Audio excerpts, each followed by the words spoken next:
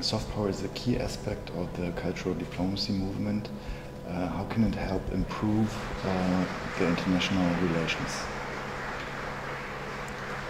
Soft power by itself will not always resolve all situations. We do have to have recourse to hard power, both military and economic sanctions, when they are truly needed, and when by diplomacy it is impossible to achieve any results. The key issue in diplomacy is to have a dialogue. Dialogue means both sides are ready to listen to each other. Diplomacy also requires the art of compromise without losing face. That's why diplomacy is an art as well as a science, and typically it tries to find solutions that are acceptable to both sides without any one side feeling humiliated or the great loser.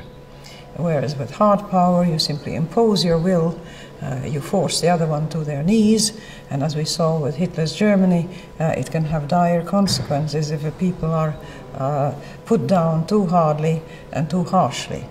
It's a very delicate balance. But the cultural diplomacy, to me, is at the very basis of what diplomacy can work with.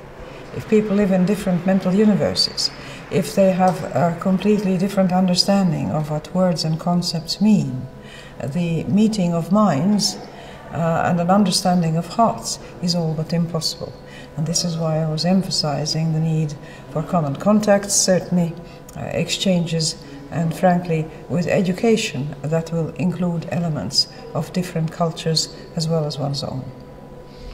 In this respect, how do you see the behavior of, let's say, the stronger EU nations towards Greece, Portugal and Spain in this euro crisis?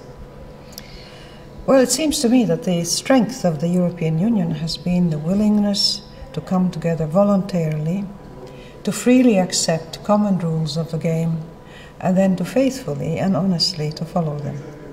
The minute any one of these elements is lacking, it starts unraveling, the thing starts falling apart. There has been a certain amount of money pooled for the needs of the European Union and then redistributed, much as in the social market economy model that made Europe so successful and actually competitive for the many years after the Second World War. But there are rules, they have to be followed.